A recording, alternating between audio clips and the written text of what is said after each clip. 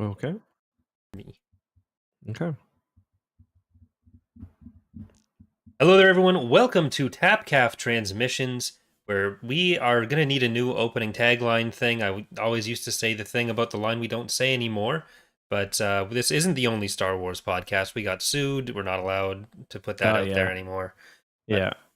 I'm your host, Corey. Joining me, as always, is my co-host, Mr. Justin EckhartsLadder. How are you doing? I just can't believe George Lucas himself would come after us. Yeah, it's because of how much we say Mara Jade. Yeah. He won't admit it, but Yeah, he's got a little crush on her, doesn't he? look, you not listen to our lawyers? Yeah, okay. I'm gonna stop talking. Yeah, welcome to Tapcaf Transmissions, guys. Not the only Star Wars podcast, but definitely the best one. Today we are talking Wow. What? You disagree? Yeah, we're going to be on a long call after this. A long call. We're talking Dark Tide Onslaught, going back to our boy, Mr. Mike Stackpole, for one of his final times writing a Corran Horn story, I guess. Yeah. I don't know, yeah. Because he didn't do any of the Fate of the Jedi books. So, yeah, this is definitely, this one had me feeling some kind of way. But before we get into that, Mr. Corey, do you have anything you want to talk about? Any Star Wars news? Any personal stuff? Well, we've got Lego Star Wars that came out a couple days ago, which I've been enjoying, and I know you've been streaming a lot of as well. Yeah. Fun game. I did a lore video based on a creepy droid in the background of it, and that's doing well, so I'm happy about that. But yeah. How are you enjoying Legos? Yeah, I mean, like, everyone asks me, like, should I buy this game? Like, is this good? Lego Star Wars has got to be like the most honestly marketed game ever. It's like, it's Lego Star Wars. If you watch kind of the trailers and stuff and it looks good to you, you'll probably enjoy it. It's like one of the easiest games of all time. It's not difficult. It's very fun though. It's very cute. It's I'm actually going to talk to Victor Lucas tomorrow, who's one of my big inspirations about it. So I'm very excited in that. But yeah, I'm very jealous of that, but fine. I'll mention your name to him. Maybe we can get him on Beerio Kart. Should have just snuck me in and we do Tapcaf that way. What do you really think of Tommy Tallarico? So for anyone who doesn't know, I guess it would have been in the States as well, but Electric Playground was like a video game review show, or Reviews on the Run. It was Reviews on the Run. Electric Playground was more of a general tech, but also video game focus. Mm-hmm. But on the old G4 network, along with like X-Play, Attack of the Show, all those things. Yeah, because I do think that Reviews on the Run did kind of air in America as well. Mm-hmm. We also had there were a bunch of, he had like EP Daily here. He also owned I think it was called Greedy Productions, which produced a lot of the G4 Tech TV stuff in Canada, which for me is that's a show that's very, very all of those, that era of programming is very nostalgic for me. So yeah, that was every day after school. I'd just sit down and watch some G4 show, whatever was on when I got home, until like 6 hours. Apparently, I'm just reading this now, and we'll move on in a second. Apparently, Electric Playground actually aired first, and Reviews on the Run spun off from that, because it was apparently a section on it, and then so that's interesting. I didn't know that. Yeah, well, so I'm jealous. I'm going to try not to let that hatred come through in the video here. But anything else we should cover before hopping into Dark Tide? We do have a bunch of questions from the last 2 episodes as well to get to. I've got a few programming notes. So for one, we've gotten some good feedback on, you guys seem to like the new editing style we're going for. So that's great. We're still looking to get some proper intro music done up. So if you know a guy, or you are a guy or gal, or you know a gal as well, feel free to send us an email. Of course, we pay for all the work we do. What else? Oh yeah. At the end of this episode, we're going to play an artistic rendition of some of my personal favorite reviews that we've gotten for this podcast. You guys really want to stick around to that. If you guys are watching this live on YouTube, make sure you check out the podcast as well. Listen to it on Spotify, iTunes, wherever else. And the last thing I want to ask you guys is, if you are enjoying the podcast, listen, we don't do this a lot, but please consider leaving a like. If you can, leave a review. Like, reviews on podcast platforms help a lot. Like, if we get 10, 20, 30 more reviews, like, that has a significant effect. I track all this stuff. So yeah, if you guys want to support the podcast, which has episode 103 now, if you guys are enjoying it on your drive to work or whenever else, consider leaving a review. It means a lot. And of course, we will we like to read good reviews as well. Like, we'll read them out loud, whether they're funny or good or reviews, just, meaning not praising us, but entertainment yes, value. yes, exactly. But Please be yeah, nice. so it helps. We put a lot of work into the show, even though there's been times where it's, my power's gone out, or I have like diarrhea and I got to end the stream or end the show early, or whatever else like that. Have we talked about that, Corey, on the podcast? You and I talked about that. I don't think you ever admitted what the problem was on the podcast before. I think it's happened twice, like where I've had really bad stomach pains and I just had to go. Yeah, there was one where you were late for an episode and told me your internet was out, and that was the main one. Yeah, you said later that it was it was not. No, shitting my brains out, maybe. I mean, that could have affected the internet. I don't know, like, maybe. But if you're having a busy day and don't think you can leave a review, if you're on your phone, you can leave a review on the run. I just wanted to bring it back there, but I'd really like to set up a phone line so we could take like I've heard other podcasts do that. They just like play viewer call-ins during intermissions or like at the end of the show. That would be really fun. Also, guys, as we continue to kind of develop our new, like, I'd like to get some more segments and stuff put in. It'd be nice if we had like a standard question we asked a new guest every time. So if there is a show idea that you guys do have, or some way that we could improve, please let us know. Regarding next week, we're not exactly sure what we're going to do. We may do another Halo thing if you guys want. We may do kind of a shorter story, probably not another book, but follow us on Twitter as well, because we'll keep you guys up to date on that. Yeah, so there is a question in chat of which platform do we want the reviews on. Basically, any platform you use that you want to leave a review on, any of them help. Should we also talk about what happened on Spotify, just very briefly? Bro, you have more information on this than I would, because you actually dealt with it, but there were a few reports for anyone who mostly listens on Spotify and went to a different platform for this week, because we were gone for a few days. We were taken off briefly. There was some technical issues with, I think, the RSS feed, but Justin dealt with them and gotten us reinstated, so we should be back on Spotify now. Yeah, it was really weird. It's like one of the fields kind of just changed or something. It might have happened when I was doing some other stuff, but I was actually surprised. I thought it was going to be like a day or two thing where like it took some time to fix, but Spotify was actually really quick on fixing it. So thank you, Spotify. I think Spotify's actually surpassed iTunes or whatever the Apple podcast player is as the platform where most people listen to the podcast now, which I thought was kind of interesting.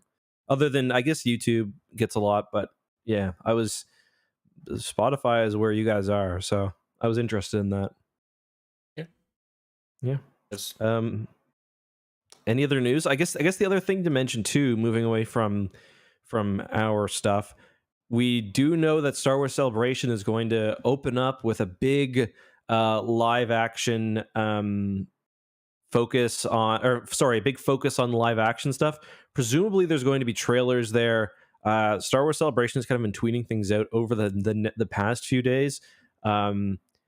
They also posted that there's going to be a panel all about the Mandoverse, the past, present, and future. It's called Mando Plus. So I wouldn't be surprised if we kind of get a look at not only Mando Season 3, which is most likely coming out in December, and Star Wars Celebration is May. So probably too early for a trailer, maybe a little sizzle reel, maybe something only for people in the audience, which they've done sometimes, but maybe also kind of a hint at how other shows might tie in with that. So that should be interesting. Yeah. You have any thoughts on that, Corey? No. Do they do many announcements at Celebration? Like I don't remember. They have before. I'm trying to think of an announcement they've done. Like they've used Celebration for some pretty big debuts. Like they debuted the episode 9 trailer. There is the thing I'm thinking of most recently, including like the name, The Rise of Skywalker. I gotta say that first trailer was also pretty sick. It ended with Palpatine laughing. Yeah. Well, I mean, usually they do new media for things we already know are coming, basically. Have they ever done an announcement of something like entirely new there before? I think they have, but I can't think of any examples for sure. If anyone in chat knows, or but yeah, I think they have, but to be honest, I can't think of any specifics. So it's, who knows. I hope we get a good look at the Bad Batch season 2. I expected that to be halfway through by now. Yeah, we really haven't heard anything about it, and it's getting close to Kenobi already, so that'd be another few months where there's not going to be any Bad Batch. I guess it's got to be after Kenobi, but have to see. Yeah. It's possible it could be a 2-year gap between seasons. That's not unheard of, but hopefully not. I don't think it will be. Yeah, who knows? I guess. Oh, another thing I want to mention too. I meant to mention this in the show notes. If you guys are tired of listening to us talk about news, because there are a couple more things I want to get to, I'm going to start putting timestamps in the description. It takes a little bit longer. That's why we moved it to Monday. But if you guys want to skip ahead or get right to our discussion of the book, check the description. I'm going to have timestamps on the audio platforms, at least, not on YouTube. But yeah, the other thing. So I was kind of thinking about this, and I can't remember where I got this idea from the other day. I think somebody mentioned this. If Disney announced at Star Wars Celebration that they were going to do an episode 10 to kind of supplement, they go, okay, we're like, they basically say, if we don't feel like episode 9 wrapped up the Skywalker saga fully, how would you feel about that? Would you be on board? Would you be totally against it, or is it kind of somewhere in the middle? Again, it's just the idea of having another trilogy. Like, general? no, just maybe a trilogy or one more episode, kind of, that basically they say episode 9 wasn't the end of the Skywalker saga. We're adding on to it. How would you feel about that? I mean, I've never really cared that much about the label Skywalker Saga. I just take that to mean that it's going to be another story about presumably Rey doing something with the Jedi, which I think we're going to get in some form regardless. So at most I'd think of that as just being like a relabeling of something that was going to be maybe a show, maybe a standalone movie, or positioned as a standalone movie before. I wouldn't really have any reaction to it, I don't think, other than, oh cool, another Star Wars movie. Like the fact that it would be classified as a Skywalker saga thing if it happened as like episode 10 wouldn't really change my view of it, I don't think. Okay, fair enough. Yeah, I'm kind of the same way. For me, it's like, I mean, I think I've made this pretty clear. I thought episode 9 was a total mess. Like, I didn't really like episode 8 that much, but I at least understood what they were going for. Even though I didn't like some of the decisions, especially like the lore and the story decisions versus like the thematic decisions. But episode 9 was kind of a mess. I feel like I like the characters enough though that I want to see them done, or I want to see them used. Like, I really like Rey, I really like Finn, and I really like the unambiguously gay in Lego Star Wars: The Skywalker Saga, Finn and Poe. Did you see that on the front on the start screen, Corey? Yeah, it's so funny, but good on Lego. But like, I like the characters, so I want to see them in more things. So if they put out a movie that kind of, I don't know, somehow improved the standing of them all, I wouldn't mind. I wouldn't want to have a movie that's just like a Loose bunch of ends the movie. retroact. Yeah, like that wouldn't appeal to me very much if it's just like a bunch of flashbacks with like, okay, here's more Snoke story, or here's a flashback to how Palpatine was handling his cloning stuff. Like, I think those could be individually good stories, but I don't think they, like, I'd be kind of disappointed if they decided what they needed to do was have a movie that went and tried to clean those up that way. Like, I don't think. Yeah, no, I agree. That's a good point. The final thing I wanted to mention for news this week, this is a lot more relevant to the podcast. We know the 5th wave of the Essential Legends collection, which I don't think wave 4 is even out yet. We've kind of found them out quite a bit in advance. But we are getting the Bacta War. So that's X-Wing book. That's book 4, right? Anyway. Yeah, Kratos Trap is 3. Yeah, we're getting the Back to War, Revan, and the Old Republic Revan, and the Old Republic Deceived. So 3 more books. I've really been enjoying these Legends reprints because we're usually getting not only new softcover or hardcover books, but also new audiobooks as well. Yeah. Um, so this could be a good opportunity when that releases to talk about Revan. But if you guys are Legends fans and you want to support Legends, like I buy them because I like showing that there's a desire. Like I buy all of these audiobooks when they come out. For one, because they're super super well done, but I also like showing that I don't know their support for them. Like I think Death Troopers is coming out in August. Let's look at the list. So that'll be probably getting an audiobook for the first time as well. Maul Shadow Hunter, some other ones too. So good stuff. Yeah, they've gone a lot broader with Yeah. the Legends collection than I thought they would. Like I was Mhm. expecting maybe 4 or 5 books, but so far they've done what, the entire Thrawn trilogy, Mhm. the entire Darth Bane trilogy, bunch of the Mhm. X-wing books, and then which you kind of expect those to be maybe among them. Yeah. But there's also been stuff like the Darth Maul books. Kenobi and Death Troopers are two that I really wouldn't have expected. Yeah. Me neither. Especially Death Troopers. Yeah, Um. So yeah, I think officially we've had I think officially we've had the third wave actually just came out 2 days ago. yeah. So that was the one that had Wedge's Gamble, which is definitely I think we both rated that one pretty high among the X-wing books. That one's definitely one of my favorites. So if you're somebody who doesn't have time to read and you do listen to like a lot of podcasts, for example, consider picking up the audiobooks because it's that's when I restarted YouTube. That's kind of how I got into things. So Yeah. Uh, we did skip the Vector Prime ranking when we were with Ilkin. oh In the yes. future, we might just do the book rankings with the guest and get them to give a rough ballpark, even if they don't have other rankings to go along with it.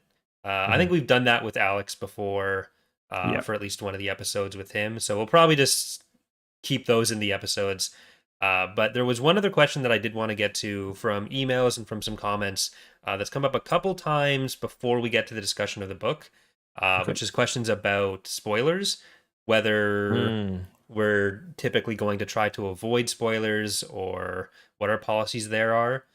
Generally, the we don't like try to go out of our way to mention plot points from the same or from future stuff that we haven't gotten to yet, but it's really difficult to talk about some of these things in the EU as a whole without having some reference to how it ties into future Mhm. events. Like, there's a lot with Jason here, and this is something we've talked about a lot, so it's not spoiling Yeah. anything we haven't spoiled before, and how like Jason's fall to the dark side works, and how there's going to be a lot of talk with how the Jedi Order develops for the rest of the NJO, and what Jason kind of goes throughout the next few series. So we can't really ever promise no spoilers unless we're doing a TV show situation where we Mhm. are doing something that's like being released now, because a lot of these Mhm. books have also been out for 20, 30 years, so a lot Yeah. of the information has kind of just moved into the public consciousness or the Star Wars fan consciousness as Yeah. well.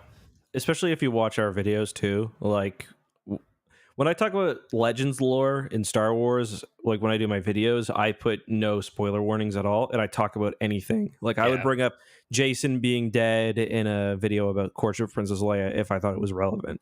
yeah. Um so yeah, I like Corey said, we don't go out of our way to do it, but I think it's much more interesting if we look at these books holistically Yeah. and look at kind of everything, including the stuff that's going to come later, like Corey said. Otherwise, we're just kind of reacting to the individual book. And while there's some fun and use into that, I think it's a lot more interesting to take things as a whole. So Yeah. I think that's our. It'll be when we finally get to Halo. It'll be interesting because I don't know anything. yeah, you don't know anything, and I haven't read every Halo book either. Yeah. So Like if we yeah. were doing just a book reactions podcast, as people who've read a lot of these books several times, I don't know Hmm. that we're kind of the right people to do that, Yeah. but our niche for the two of us would be that we are pretty familiar with everything. to at least some extent. Like, we have a broad knowledge base and we're able to look at some of those connections. So, well, I do understand that that might be a bit more off-putting for some people to, like, if they're experiencing it for the first time, to have those spoilers, then Yeah. they're either there's not much we can do other than like try not to go too deep into certain plot points that aren't relevant, but I think it's kind of what we're doing Kind of the anyway. name of So the game. yeah. Yeah. Okay. Anything else, or should we get into it? No, I think we should probably get into some onslaughting of dark tides. Okay. So, like I said, we're back to Michael Stackpole, and I gotta say, I talked last episode about how I felt like, um, I guess I felt like Vector Prime lost like the tone that a lot of the classic Star Wars books had, or that it was a darker tone. I felt like even though in this book it's probably darker in what actually happens, like this is a very brutal book by Star Wars standards. There's torture, there's enslavement, there's civilians being massacred. I did feel like the tone was kind of a bit more what I was expecting, and that's probably because we've got Stackpole back, and he does a good job, I think, of writing the characters and the levity and whatever else. Did you kind of feel that way too, or? Uh, to an extent, like the tone is definitely matching it more, but I think the way it accomplishes that is almost by glossing over certain things that the characters might be experiencing, Mhm, or some of the severity of how bad things are around them. Like, it's definitely in the text to mhm, some extent. Like, they mention the dead children and everything at the end, yeah, but with like the reactions to Chewbacca's death are a lot more muted than they were even at the end of the last book. And mhm, Stackpole also has the benefit of not having to deal with Han, who's in kind of the darkest place right now, because that's all handled by James because he's Luceno. And literally in bars drinking, very dark place. well, that basically is what James Luceno is doing with the next Mhm, duology. mhm, So I think that's where a lot of the darkness comes from in even Vector Prime, is from like the immediacy of Anakin's reaction to Chewie's death and Han's reaction. And when you don't have to use Han's reaction, then when you're mhm. talking about the stuff that impacts the characters most directly, then you don't have those elements, even though you do have a lot of the slaughtering going on, which Yeah, yeah. I think, and there is almost a way too, where like certain like Borskvalia goes back a little bit to the comic book villain role yeah, in this at the end, especially and at the where it's like, beginning. and at the beginning where it's like, oh, the damn Leia, she got me again. You know what I Hmm. mean? She pulling the proverbial political football away. Um, yeah, I actually I thought that worked though for me in a way. Like I did. There were moments where I was like, okay, like for one, I was thinking this whole book shit is falling apart really, really quickly. Like the speed of which like it goes from there's one Yuuzhan Vong world ship to there's thousands of enslaved people in the Vong are like decimating that portion of the Yeah. rim. It falls apart really quickly, which is something I kind of enjoyed. Um, but I don't know. I just felt like maybe the tone was because we were getting so much really dark shit, like families dying, children dying. Um, I thought it kind of worked to make it, I guess, more of what I expected from a Star Wars book, maybe. Yeah, like I'm kind of torn on it because on the one hand, you're right, the tone is a bit lighter, but it's partially because the characters just aren't reacting to the Hmm. fucked up shit going on around them.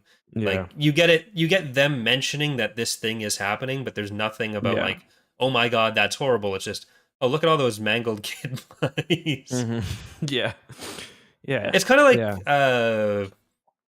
Episode 3 obviously has Anakin, or Episode 2 has Anakin kill all the Tusken Raiders. Then Episode 3 has Anakin kill a room full of children off screen, but it's still like we see him go Hmm. into the room, then we see Obi-Wan talking about it to Padme, Hmm. and it's like Star Wars is large. Like, people don't bring that up as an example of how Star Wars is super dark, even though if you take that at face value, people would say, "Holy shit, that's pretty dark." Yeah. But it's the kind of the way it's presented and the way people react to it that really determines the tone there. Hmm. Like, the Nobot in in Lego Star Wars or in the lore is like, oh, it's this droid that had a recording of probably Murder. him murdering a pregnant lady, and that comes across as super dark because there's so much focus Mm, within the context of its lore on that element, even mhm, though it's not like objectively a darker thing than Anakin mhm. walking into the council chamber and killing like 13 kids. It's just more kind of a grounded take, almost in a way. Yeah, you get a bit more commentary on how people are reacting to it rather than this is Right. a thing that happened and how is that just functionally driving the plot forward, which is more what the tone is there. Yeah, I think that's a good way to put it. Whereas, like, you're right. You know, a lot of these events would, like I said, people are murdered, people are enslaved. Elgos Akla is murdering hundreds of Chazrak warriors. Um, so it's like, I guess if you did want to realistically focus on, all the dead family, like all the sad families and stuff, that you Yeah. could make the tone very different. Yeah. And I'm not saying like it's objectively better to do it one way or the other, just like I think that is where the difference comes in. Hmm. Uh because like if you want the tone to go either way, I think that can work. I think it works really well here and I did like the kind of Hmm. feeling of like immediacy and unavoidable impending doom that was set up Hmm. in Vector Prime. I think they both can Yeah, work. I do like the Uh, impending doom as well, and we will get more of that yeah, as well. it's Yeah. something that we'll see change a lot with each author and how they handle those situations. So I think it's Hmm. nice that we do have that variety. Hmm. Yeah. I will say too, this book did a good job of managing. Like, there are like what 6 or 7 point of view characters on the go at once. Yeah, Like, we get Jaina and Jason are split up for a while. We get Leia and Danny. We get Gavin. We get Corin, and I think I'm still forgetting somebody. And I think it does a good job of kind of managing all of those without ever feeling like there's one. In a lot of the kind of expanded universe books we talk about, there's one moment or there's one storyline that just feels like way more exhausting to read through than the yeah, rest. Like, this one didn't really feel like there was a Lando on the Telgicon Vagabond, yeah, which I appreciated.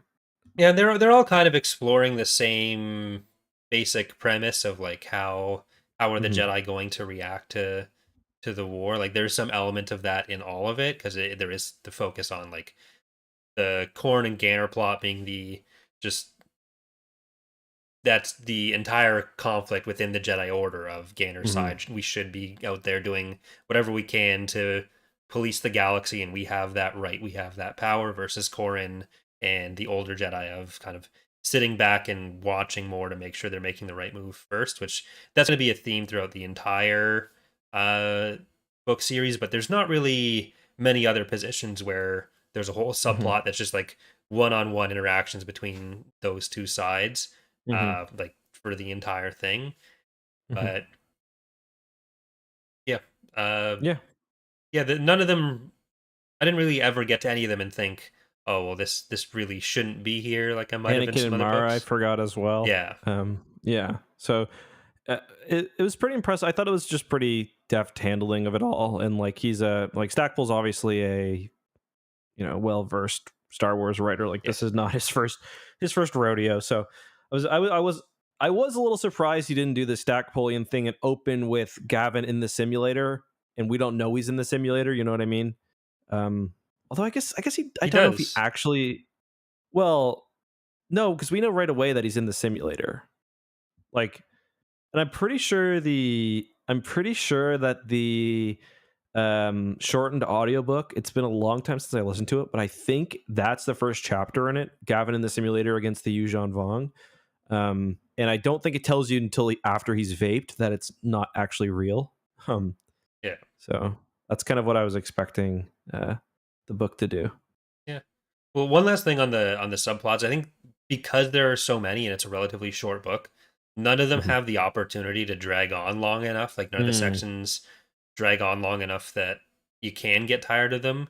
Like, if you think about Mhm. the Anakin and Mara subplot, which is probably, in my opinion, the most boring of them, uh, even then, you're Yeah, only a we few. gotta talk about Mara. I think Mara's got some takes that I don't know I agree with, but The whole, well, we can't help the village because it's their fault they're in the valley in the first place. yeah, See? Mara becomes like the fucking party of personal responsibility in this Yeah. book. But I was with her like at the start because basically Anakin is part of the things with the Jedi are that there is that faction that is kind of led by Kip of the Jedi should be out there using their power, solving these problems, whereas Luke sees a lot of danger inherent in that because for one thing they are taking away agency from other people. For another, Mhm. like why should anyone trust them? For another, why should they trust them to not end up doing uh, what Anakin did before, what other dark side Jedi have done before, what gives them the right Mhm. to kind of just impose themselves on everyone. Yeah. So Luke and his side, it's not that they want to do nothing, it's that they're a little bit more introspective on like what is the right role for the Jedi in the New Republic. And Anakin is a bit more gung ho. I want to use the Force for everything, and his subplot is kind of being put with Mara as a way for her to tell him to like kind of slow down, learn about using your own like building your own capabilities and see who you are outside of the force. Yeah. And there's an example that is given for how the Jedi training is done. I guess it's kind of like a simulation as part of a test where there's a planet that has a village that's in like a floodplain Mhm. and the flooding is coming in. How do you address that? And Anakin's thing was like, okay, I go in, I saved everyone, we're all good.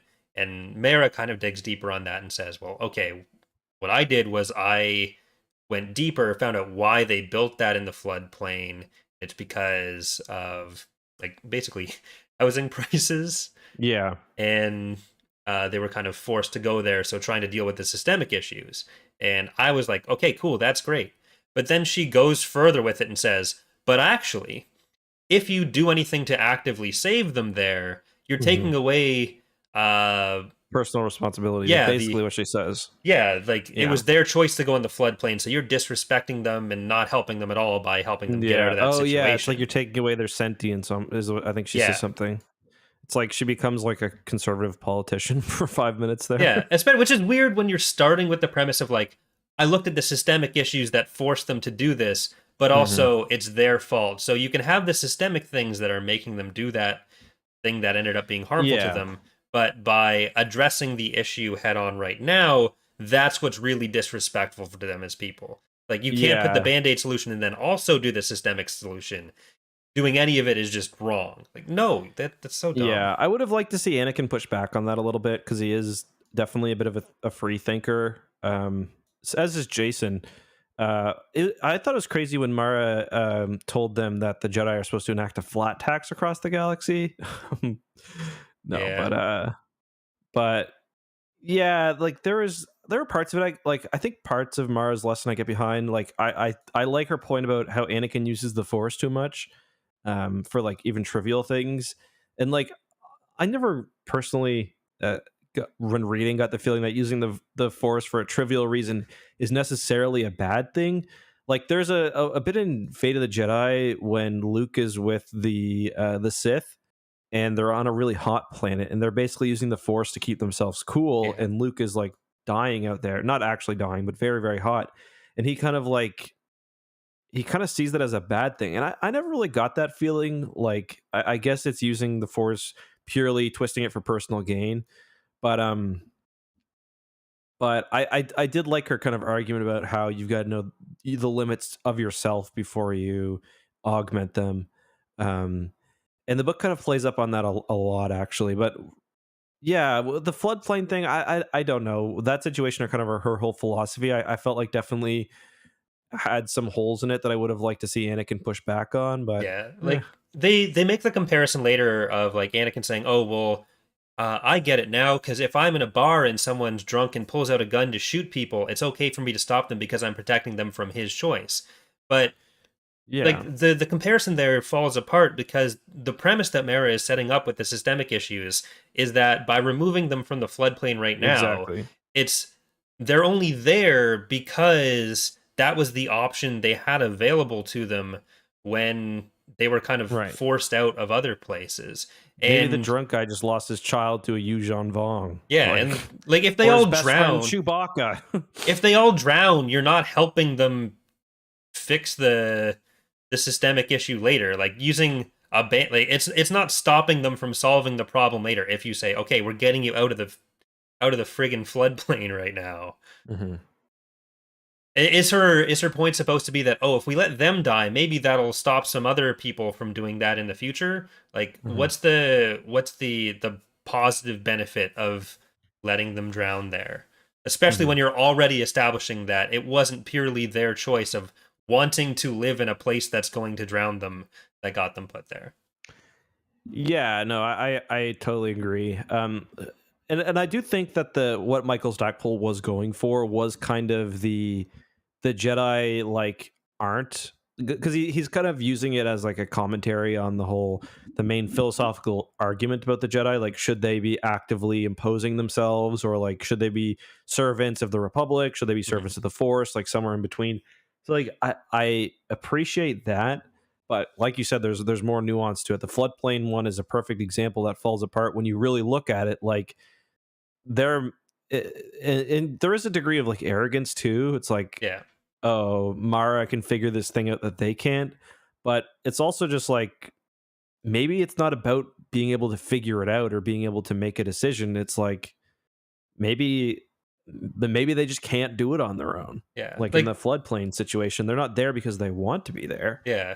There's a more interesting point that gets to, I think, a better uh crux of the disagreement between Luke and Kip's side that could have been explored there better, of like, do they want your help and are you imposing yourself on it? Because Yes. if it had been they don't want to move and the Jedi forced them to move, like everyone to move, even people who wanted to stay there. If it had been like some of these people they want to stay and you can either force them out or not, then there'd be more of a, okay, well, these particular Hmm. people made their choice, they want to stay there. It's not your right to go in and tell them you know what's better for them. But Yeah. when they're put in that situation for circumstances that are beyond their control, and we don't have any information on what the people there's reaction to the Jedi involvement was, then I think that's ignoring what is a bigger, more important thing to make a better point that gets kind of in the direction that Stackpole was probably going for. Yeah, totally agree with that. Yeah, and it's like, also sometimes the Jedi do have greater insight. Like sometimes, or at least maybe not greater insight, but different insight. Like if Leia in her Jedi capacity, which she's not quite yet, is offering to help resolve disputes, like that's kind of a acknowledgement that sometimes, and like that was kind of the original kind of how the EU treated Jedi too, where with these traveling people who helped with disputes. So like that's kind of recognizing that sometime Jedi do have um like information or perspective that is useful, that may be outside of the experience of the people they're helping. But I think what you're talking about is more interesting, where it's like, are you forcing it, or is it kind of a natural thing? Yeah.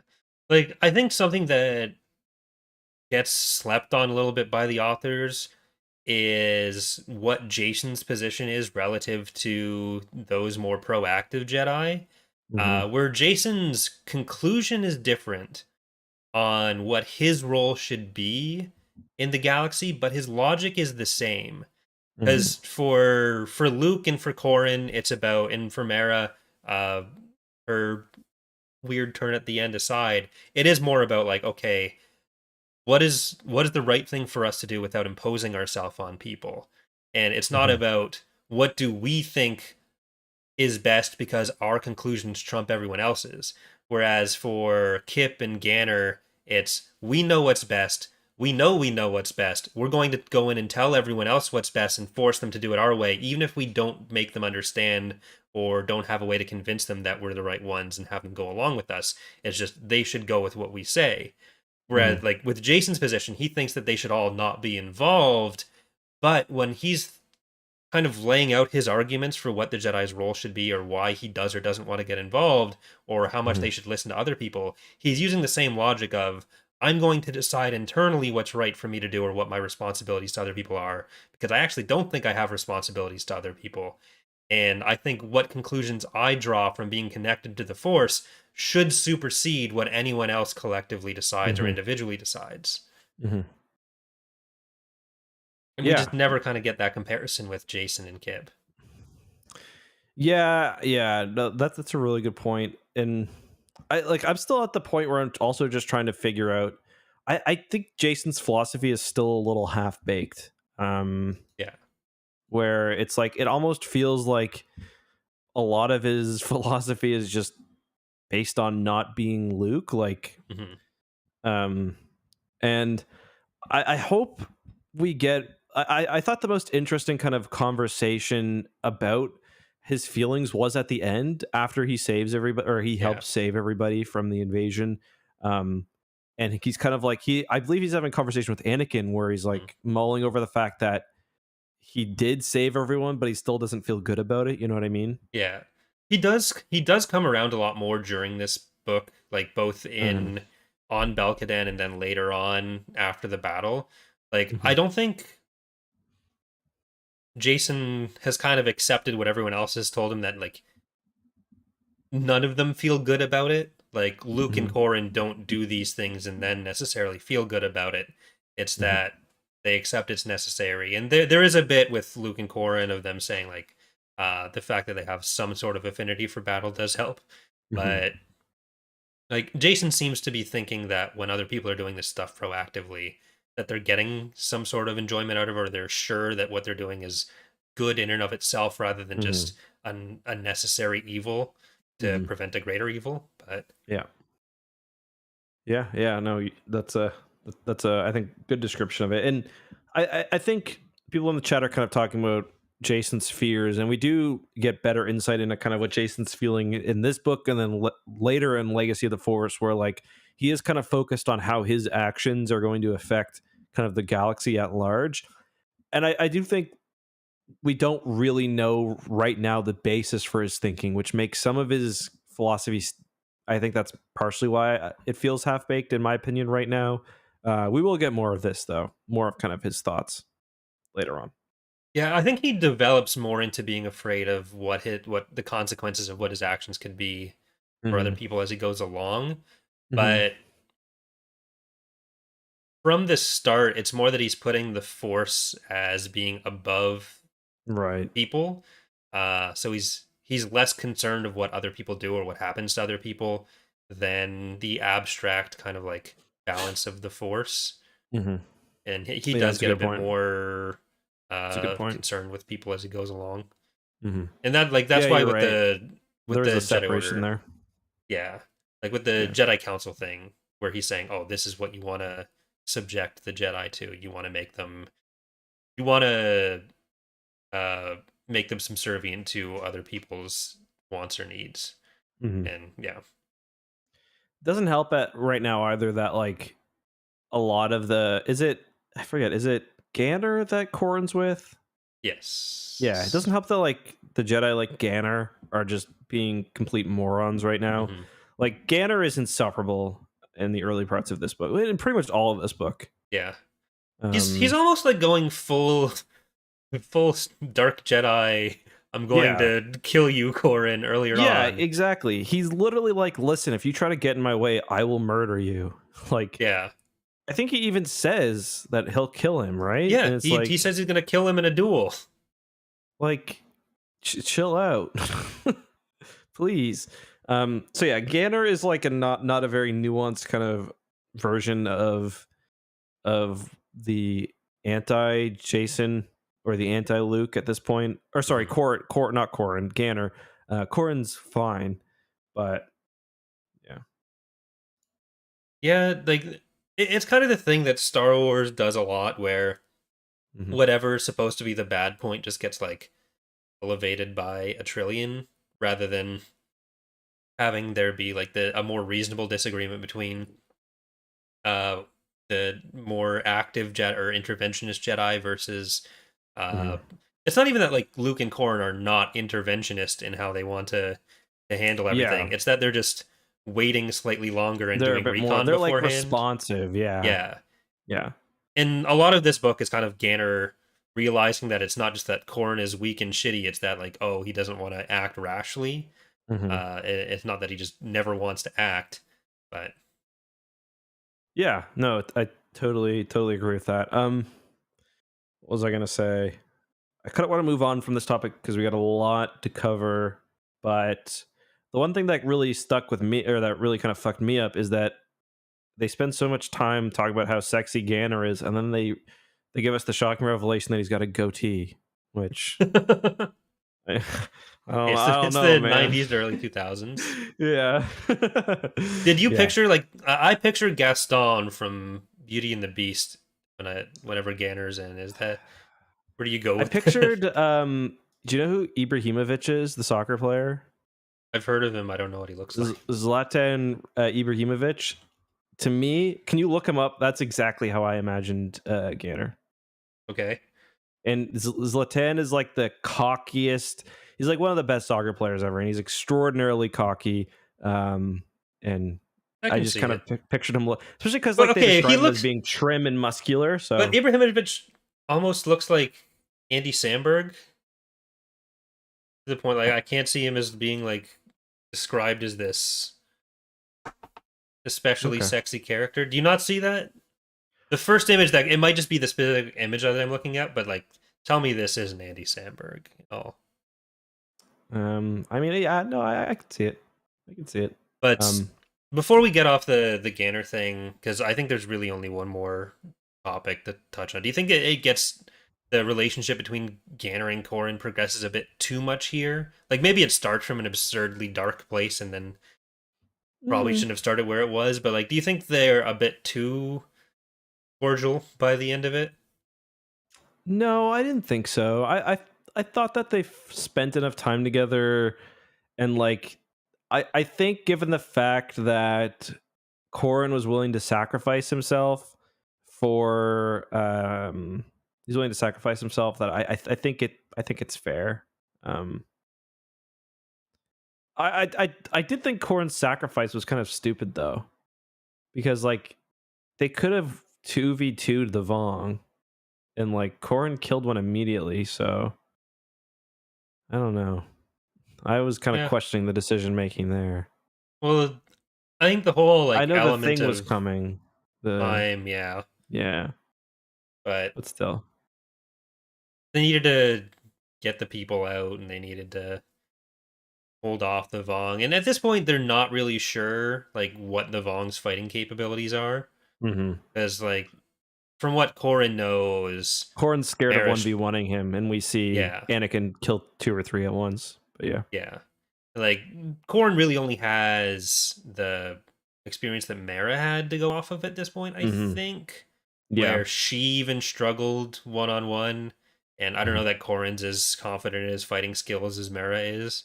So even him and Ganner having two They have individual one on a little ones. duel later, though. I think next book. The next book's the one with the battle for Dantooine, right? Or battle for Ithor? Ithor. I mean Yeah, Ithor. Yeah, I think it is. Because because I they have can't a duel imagine. where Corrin uses the dual phase lightsaber against her, and then he uses it against use it against, is it Shadow Shy he Yeah, he fights? fights Yeah. Shadow Shy for uh Well, maybe let's not spoil. Maybe let's not spoil this part because it is the okay. next book. Yeah.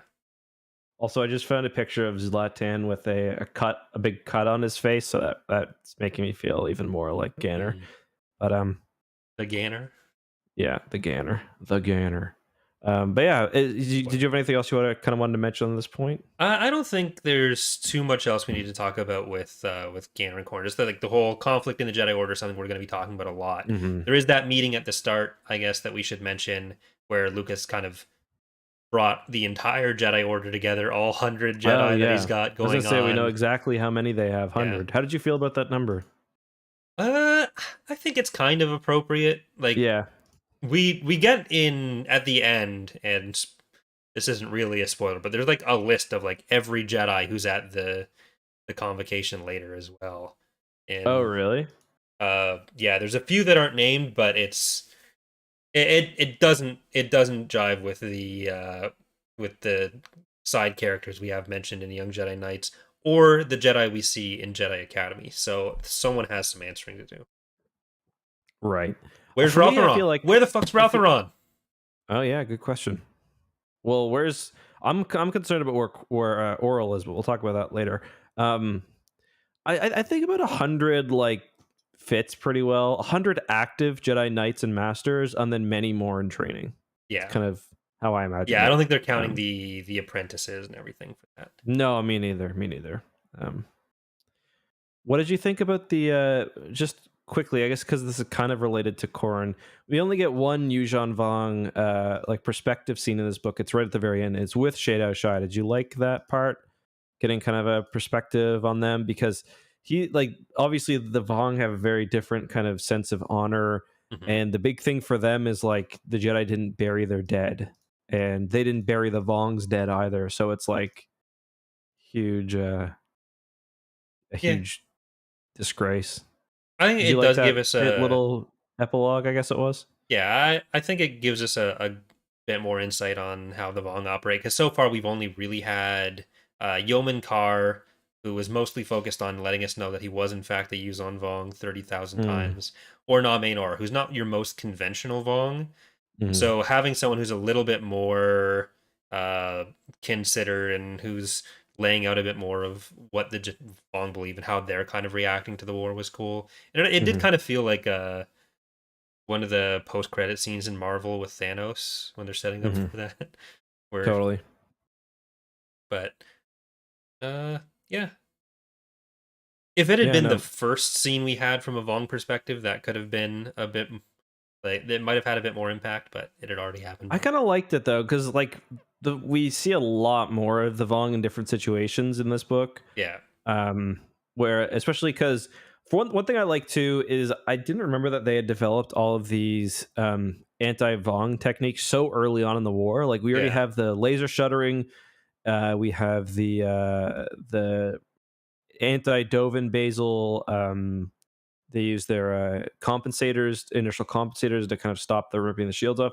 So I gotta say, I like that they kind of handle that stuff quickly and like shows that the Republic is pretty responsive. But I do also like that we're seeing new things, like them finding the Yuuzhan Vong with like the growths that really stuck with me.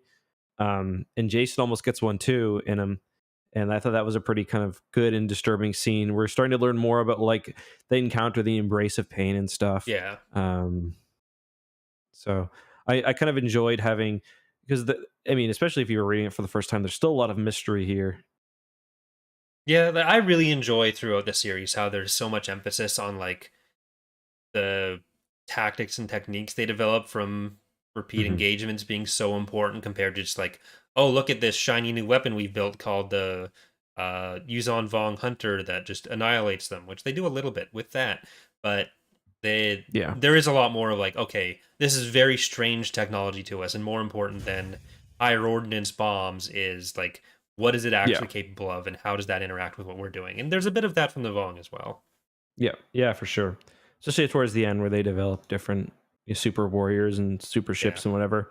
Um, I guess the other really big and unique element to this book would be it's written partially like a traditional Rogue Squadron novel, where we don't have Wedge until the very end. I really like the scene where Wedge is reintroduced too, yeah. because it is a bit of this book would have been really interesting if it had actually killed Corrin. I understand why they didn't, Hmm. but it would have been very interesting. Like when reading it, they do the bit of the Chewie kill fake out, where he fades. You're in his perspective, and he fades off to black. I think they even do that maybe maybe in Wedge's Gamble too. I can't remember.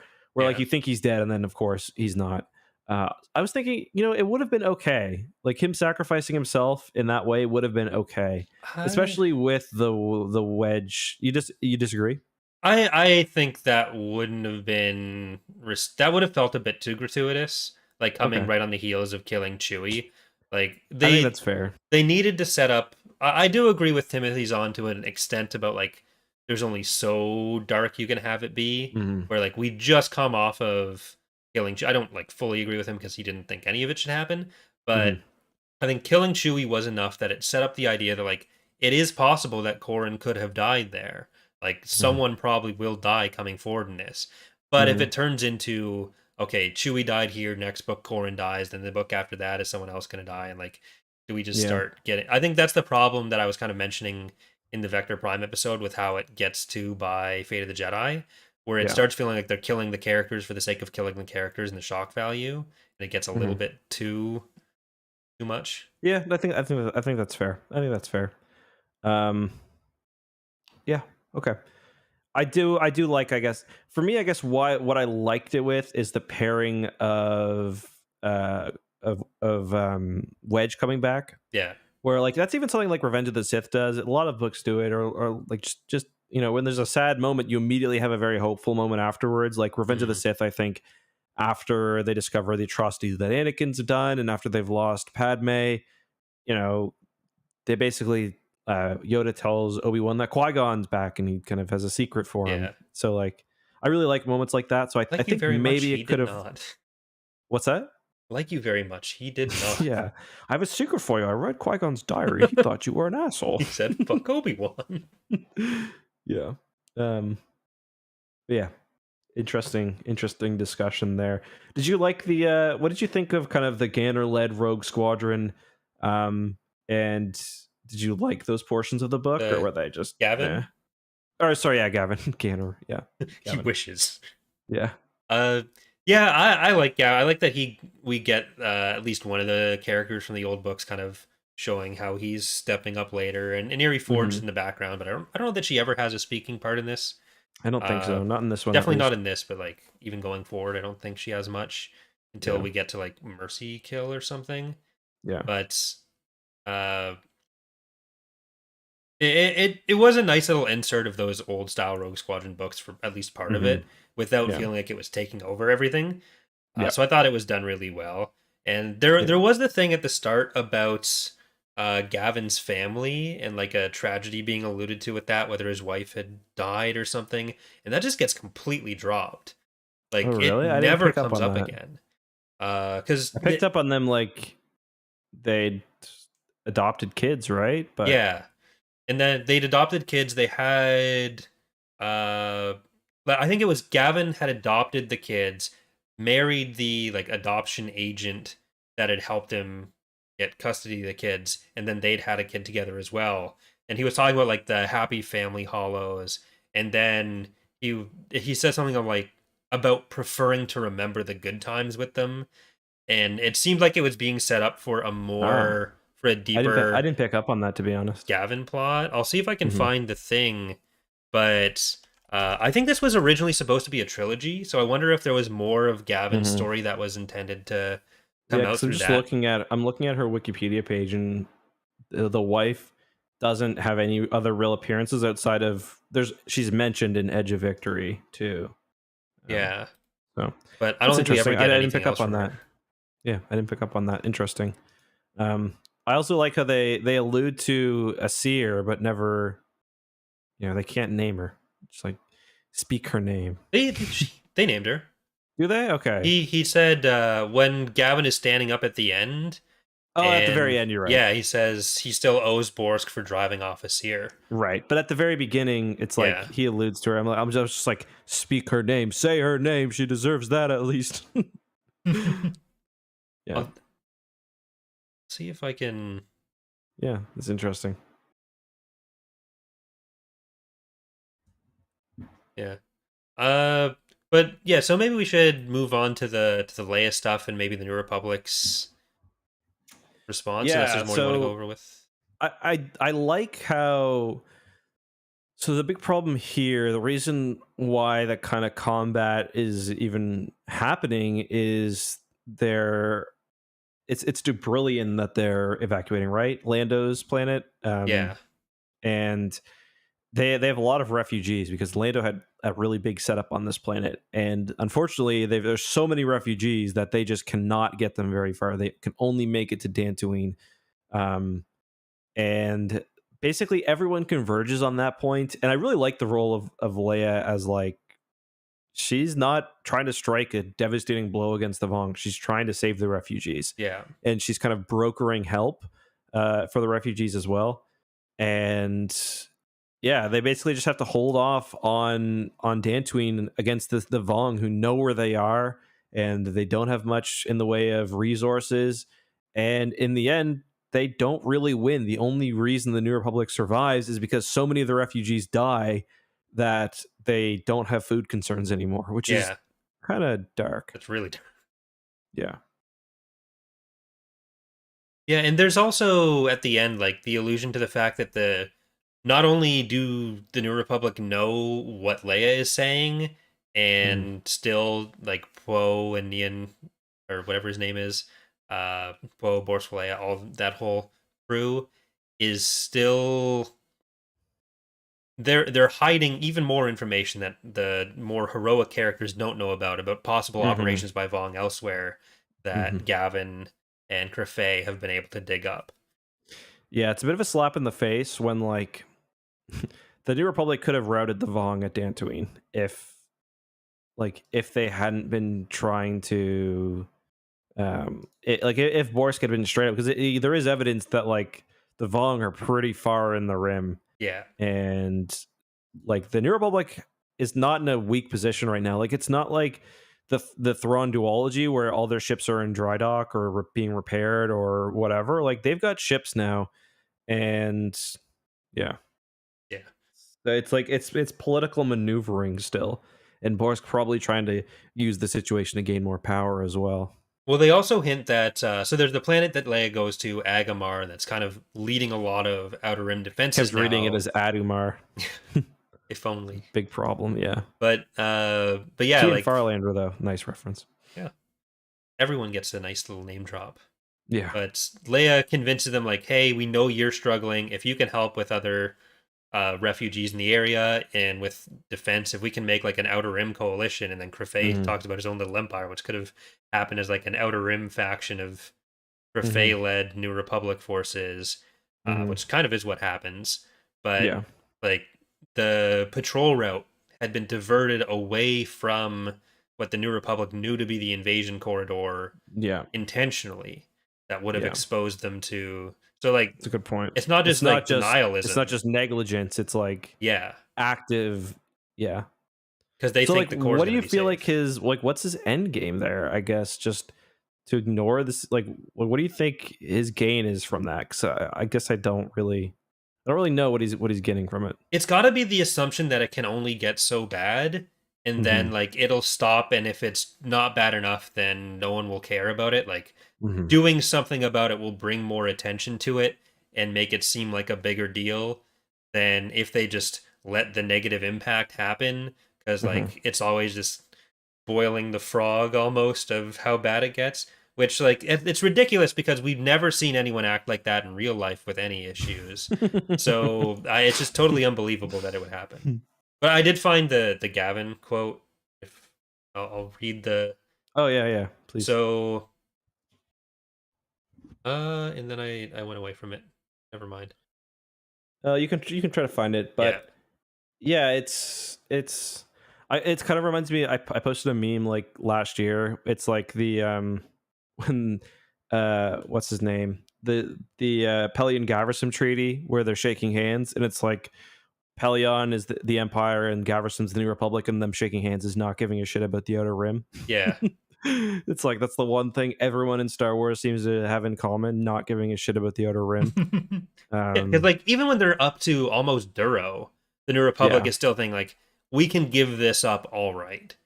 yeah. So when it's just like the northern side of the galaxy and a few relatively sparsely populated planets, like maybe they'll stop there and then Mhm. it'll be fine. Yeah. Yeah, it's like we're going to replace this one set of ugly aliens in the Outer Rim with a different set of ugly aliens. Who cares? And those aren't my words, just to be clear. No, you said them. I don't know how you Hmm. could try to portray them as anyone's but yours. That is how words work. But all of Leia's political opponents at the start are just seeming like they're uh cartoon villains at the start. Yeah, Where definitely. like they probably do think Leia is overselling the threat the Vong. Like it's in their interest to believe Leia is overselling the actual threat of the Vong because it's her that's saying it. so that it's probably just going to be like 5 or 6 planets that stop out there, and that's it. Mm-hmm. Yeah, it definitely is. And it didn't the last book didn't handle the political intrigue that much better, in my opinion. Um, which kind of sucks because these early stages of what's going on, what's not going on, I think is obviously very important to letting the Vong get a foothold. So a bit more nuance might have been good. Yeah. Okay, Yeah. I found it again. Okay. Gavin looked up through the image of his family and shook his head. No, Admiral, not at all. He shut off the holoprojector, relieved that the Bothan Admiral's arrival had stopped the cycle of pictures right there at the happy times. So it's Okay. not just like, oh, the galaxy's in danger, so my family's in danger. It's like some bad shit went down already, Mm-hmm. and it's probably like because like his sons are still alive. I don't think his wife is alive anymore. I don't think it ever gets like confirmed that she's dead, but she never shows up, as far Mm-hmm. as I know. Yeah. No. But Interesting. No, I didn't. I must have just read over that. So I was trying to think with the Chazrak in this, they are portrayed as being kind of having the slave collars as well. And in later appearances, I don't think they are they? Because like they have all the growths and stuff in this book, and I think in like later battles, they're kind of just like subservient aliens, right? yeah, well, I think they do still have like the slave coral, but I think with this there was a lot more effort to set it up as kind of like a mirror of episode 1, where like Mm-hmm. that Walker, the Centipede War Yeah. Master, is supposed to be like the droid control ship. 'Cause this was coming out Mm-hmm. at about the same time. Yeah. And then like the Chazrak were kind of the vulture droids and the battle droids that were only able to Mm-hmm. function when linked to the War Master, to the droid control ship at that time. And then as the war develops, they end up being a bit more independently operating, but still Mm-hmm. generally enslaved in some way, Mm-hmm. if not always directly the same way. Because it's probably the same. You can probably write it off as the same situation of like the New Republic making adaptations. Where now the Vong know, okay, we can't always have direct control for everything. It stays a bit more in space because coordination is harder otherwise. Mm-hmm. But some of the like full droves of slaves just being sent at them, it's a bit less common. Yeah.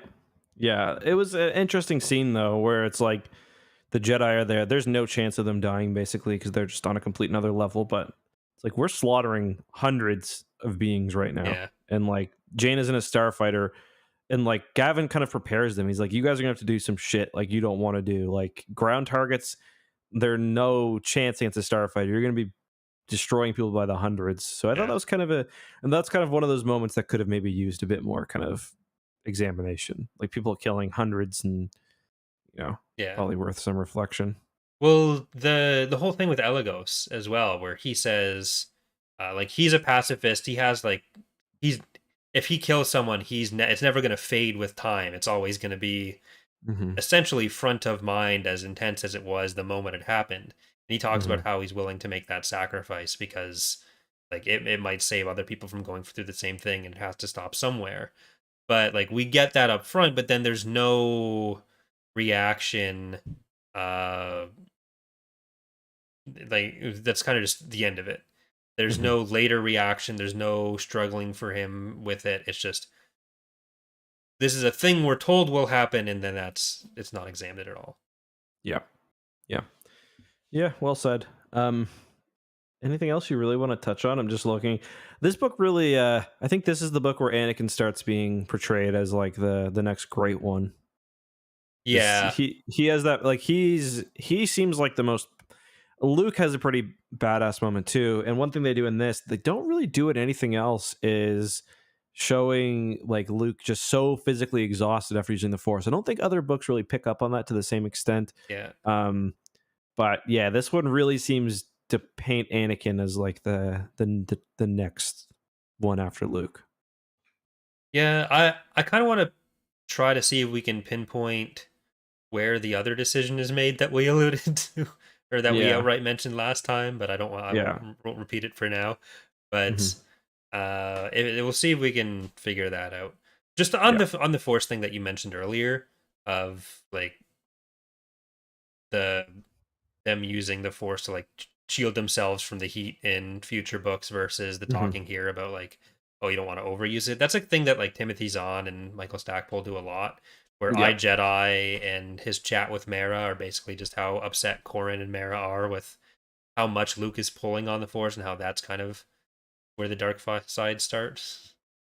Yeah, a lot of books also do this thing where like they create a new rule about the Force that Yeah, like Luke figures out by the very end of it, or the main character figures out, and then is either completely dropped or is brought to like a pretty unimportant position. Like I'm trying to think of other examples, but the best one probably is kind of how Luke's relationship with the Force changes through the Thrawn duology.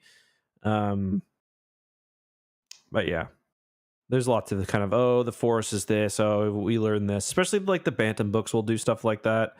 Like Luke will learn some technique or something, and then it's yeah. kind of just like, it's back to how things were. We do go from like, oh, the real strength in the Force is knowing when to call on it. It's not that like Hmm. relying on it that much or drawing from it that much is usually a bad sign versus Hmm. uh by the end of even the Vong War, it's like people are turning into brilliant balls of pure force to literally shred someone. And then you get Yeah. like the intentionality is the real problem. So you don't even have to call it electric judgment anymore. You can just call it force lightning and it's all Gucci. Did you get there's a bit of hinting at the Vong sense here as well, where, so the big thing about the Vong, for those not reading along with us, is that they can't be sensed in the Force. One thing I like that Anakin does that the other characters haven't really, and I had Anakin Force in my notes. I was trying to figure out why, and I just did. Anakin does the smart thing that the other Jedi haven't picked up on. Really, that you can't use the Force directly against the Vong. Like you can't really pick a Vong up with the Force, especially if you're Corran Horn. But what you can do is hit them with a rock, and that's Yeah. what Anakin does. He takes one out with a giant rock. And I think the Jedi are so shocked. Like he literally just yeets a fucking stone at one and crushes it. And I think a lot of the Jedi now are so kind of taken aback by the fact that they can't feel the Vong, that like they're forgetting there's all of these other Force powers, that they could be using, Yeah. like lightsaber throw, or we get a bit of it in this book where like the absence, it's like the exception that proves the rule. Everyone's scared except for these two. These guys are Yuuzhan Vong, or I can sense Yeah. everyone in the Force but these two. um so like, and that's is something we get. Like I believe in one situation, someone like compresses the Force around one of their neck as like a way to get around the Force choke. And I think Jaina has something with, um doesn't Jaina manage to Force lightning one of them as well? I So think so. yeah, so I've wiped most of Dark Journey from my memory. I don't think mhm. intentionally. I always forget it when I'm. Yeah, yeah. But we should probably get to some questions. So Only thing I'll say is, where's Oral? He's gone. He's alluded to in this book at the I think very end. I think he's retired. He must be retired. He made it. He made it, ladies and gentlemen. There. He survived Rogue Squadron. I think there was an intentional thing in like the Thrawn duology where his rogue call sign gets a line and it's clearly not him. So he was either retired or dead even by then. So Okay. that's And oh yeah, the other big thing that we'll just mention briefly because it's going to be important, and I actually quite like how it happens. Jaina gets Rogue Squadron takes some losses in their first proper battle with the Fong. They're pretty successful, especially compared to Kip's dozen, or dozen and one. But Rogue Squadron takes two losses, I believe, in the first battle. And then they end up having to recruit people from Dubrillion, I think, or maybe they're on. Well, anyway, they end up recruiting people, and Jaina is the best flyer they have. So this begins her kind of her joining of Rogue Squadron, which she's a part of or not a part of throughout kind of this entire series. yeah. I think 2/3 of the squadron has died over the first 2 months of the war. Let's say. Do you like the space battles in this book? We get a couple. So we see the first proper Yuuzhan Vong capital ship, the Midroik, I think it is, which is kind of like their version of a Star Destroyer. It even says as much. They're like, this Yeah. is the Star Destroyer. We also see a Bothan assault cruiser, or Bothan assault frigate, which is a ship that I quite like. And it's basically like the New Republic's new version of a Victory Star Destroyer, which at one point also fires or fights alongside a Victory Star Destroyer. So that was fun. Yeah. The space battles feel a little bit rushed so far. There are some really good Yeah, ones coming up, but it's basically just like end of the yeah. book, yada yada. That was The only especially thing, true in Vector Prime, but here. yeah, the only thing that I really liked was Jaina has a moment where she kind of like goes Luke in the trench run and fully like gives herself to the force, and I think she fires like a proton torpedo down one of like the apertures of the Hmm. midroik that's like shooting the shooting the spitballs out. Yeah. I thought that was a pretty cool moment. But yeah, other than that, we get them fighting some of the transport ships and stuff, but then the only real capital ship battle we get is the end, where the Victory and the Ral Roost show up, and they kind of just scare the Midroik away. But it seems like that ship was kind of giving it to them. So That ship had sailed. yeah, yeah. It kind of falls up like for being the first real combat with the Vong capital ship we see, it falls apart Hmm. super easily.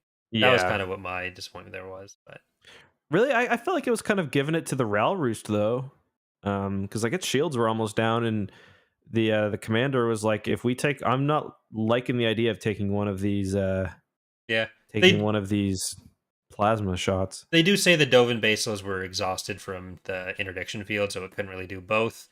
Hmm. So they do give it out there, but it was a little bit anticlimactic for Yeah, what it was does able just to run happen. away. Yeah. Yeah. Especially after we got the first capital loss of the New Republic was to like a swarm of coral skippers basically instead. Oh, the Star Destroyer. Yeah. Yeah, yeah. But yeah, I guess that's pretty much my thoughts on the book. Do you want to give a rating? Did you enjoy this one? I guess first of all, did you enjoy this one more or less than Vector Prime? And then let's give our ratings. Uh I think they were close to the same for me. Maybe just a little bit more, but I think Mhm. we do need to give our Vector Prime rankings as well. I think I'm going to put both of these at B, Vector Prime and Dark Tide Onslaught. Mhm.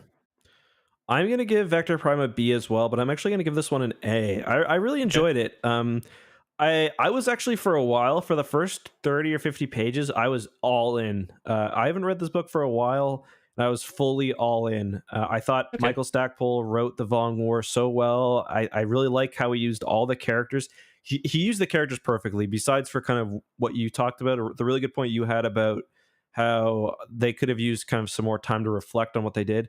Totally agreed. But I really like the setup that he did, and I like how everyone was used well. So I was actually for a while thinking this is going to be a high A, a low S, but it definitely gets a bit weaker. But for me, I think still an A. I really enjoyed this one. Cool.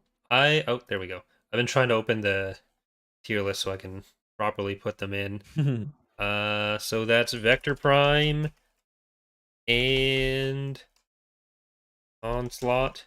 Yep. So And for those you listening on the podcast, if you check the show notes, there'll be a link to the tier list should be updated by the time you guys check, but you can see all of the books we've read so far, and yeah, helps put so this one into perspective.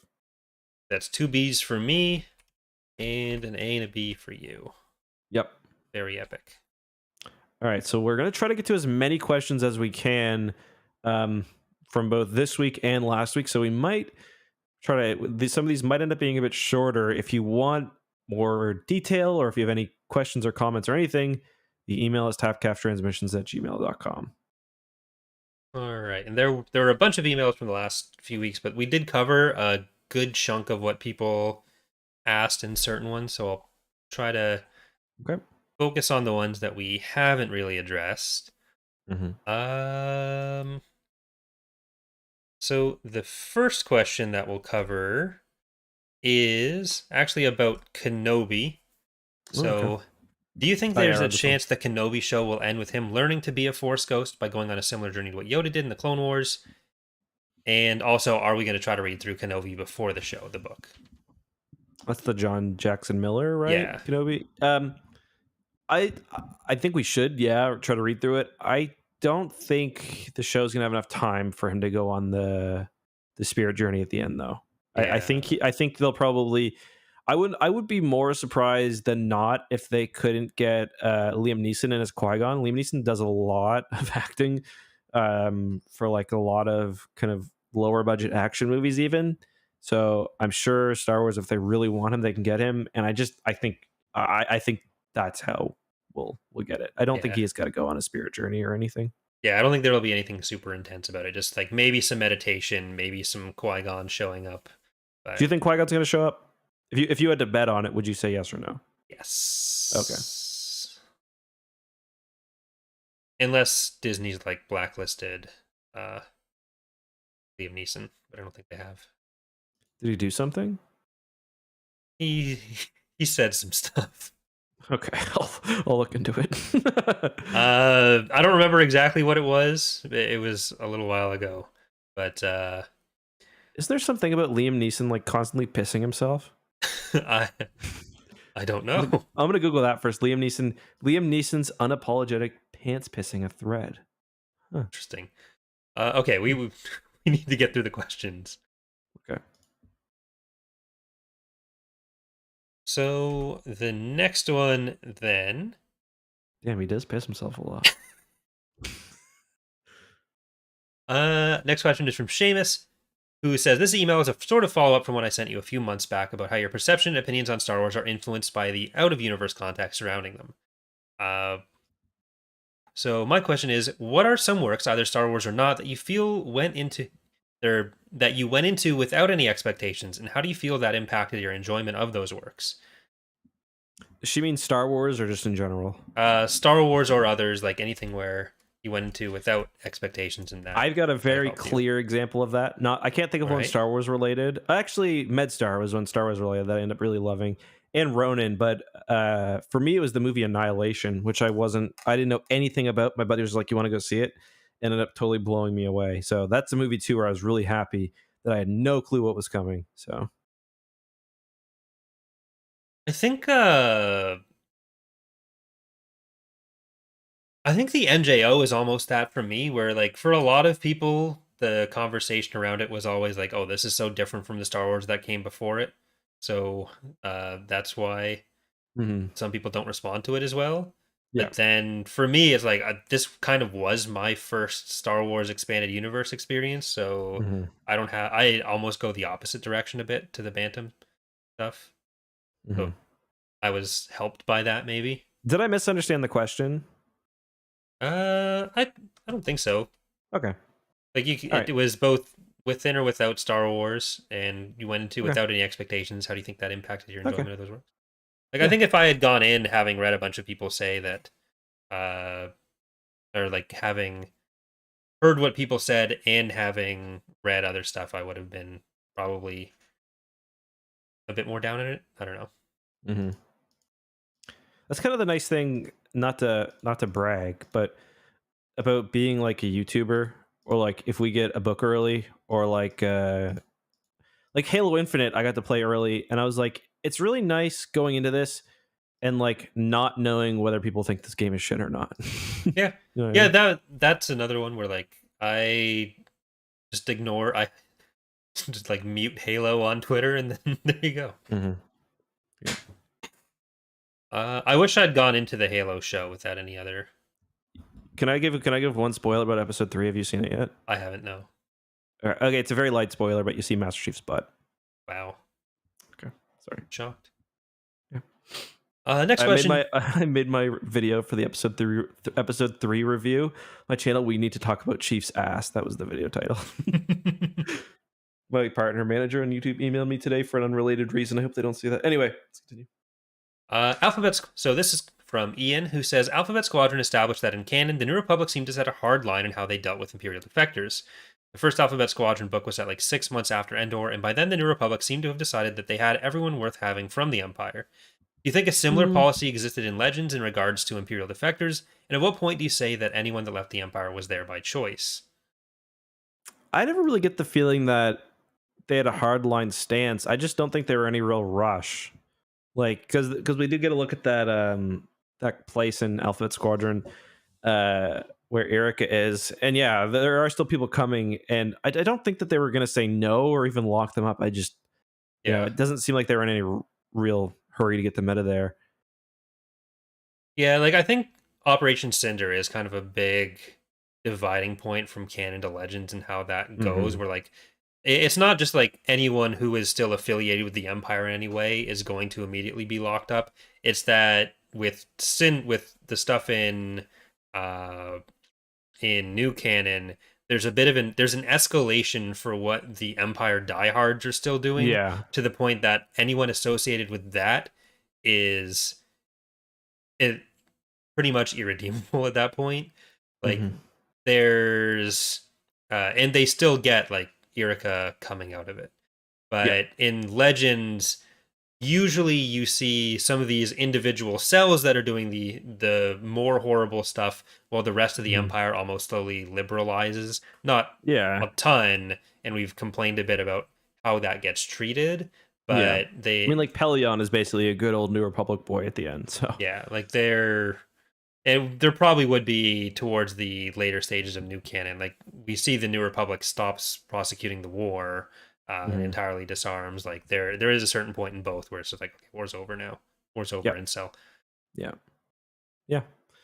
Um, we also see like a bit of they cover that a bit in Bloodline too, which we'll eventually read that book and we can talk about that more then. yeah. Uh, Justin asks, given all the minor factions and species that get wiped out by the Vong, I'm curious, does that happen to the Nogri?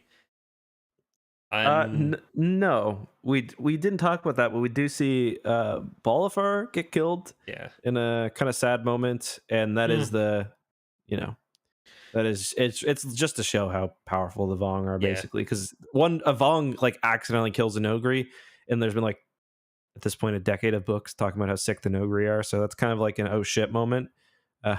They say like multiple times in this book, like the Vong are even worse. This is going to be the biggest challenge we ever faced.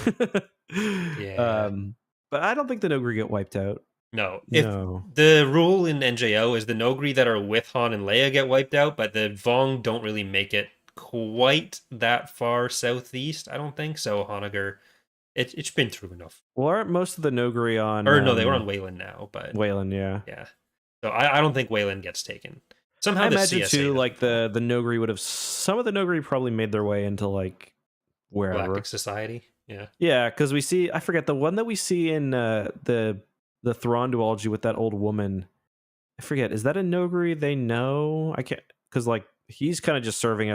as her bodyguard, Well, right? So that's like people who are working for, because Card had an agreement with the Nogri, and then they kind of go into other right, people's employment through right. that. So Yep. I don't think there probably wasn't enough Nogri left to wipe out, but I don't think they Yeah, get yeah, hurt too bad, other than the ones that are with Han and Leia. yeah. Maybe disproportionately because they're fighters, but yeah. All right, we probably only have time for one or two more questions this week because we're leaving Ilkin waiting for the next stream already. Hmm. Well, he's not in the channel yet, so we can. Yeah, we've got 10 minutes. We said 9:45 or 8:45. Sorry. Yeah, but I told him to get in around 8:35. Oh, okay. So, but Justin's other part of his question was Vector Prime is the first book I entered. I ended reading, got it through my school library. Then my dad gave me his books, which is far the NJO had Star by Star, Balance Point, Unifying Force, and whatever the last book is named. Uh, Hmm.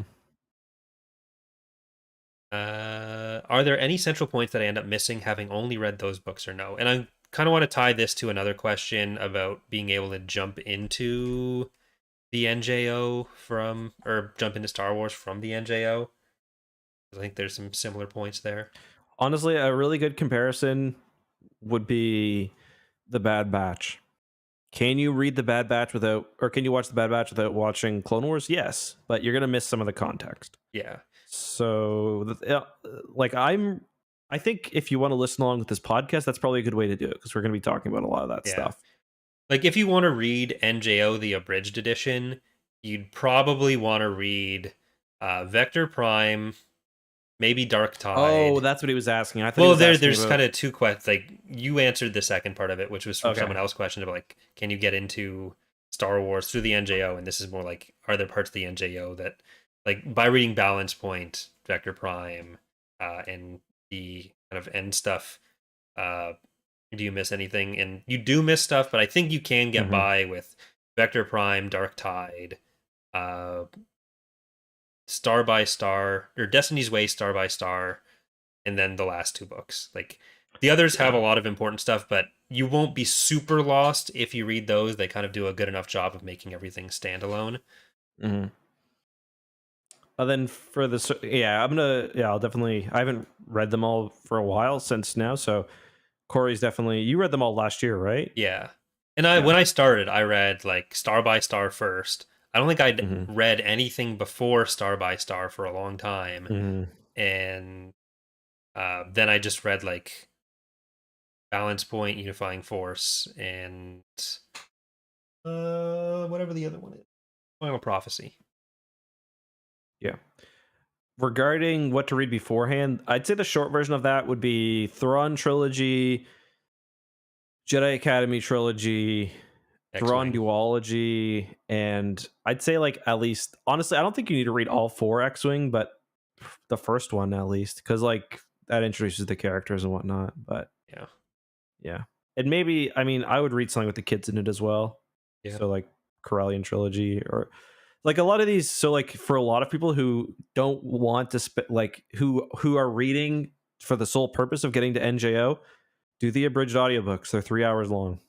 They're not Yeah. a great way to get the stories for their own sense, but But yeah. I think like the way it's all written, even up to and including the NJO, you can read any of the books individually and they give Hmm. enough context for what's going on that Yeah. like you may not appreciate the importance of every individual part of it, but you'll at least understand the plot. Like you don't want to go into a duology and read just the second book of it, but if you're reading like Dark Tide in isolation, you'll Yeah, they're understand fully what's going aware that on. like people are going to be jumping. Like they were definitely fully aware that there's going to be random people just who see Star Wars and not realize there's a million other books.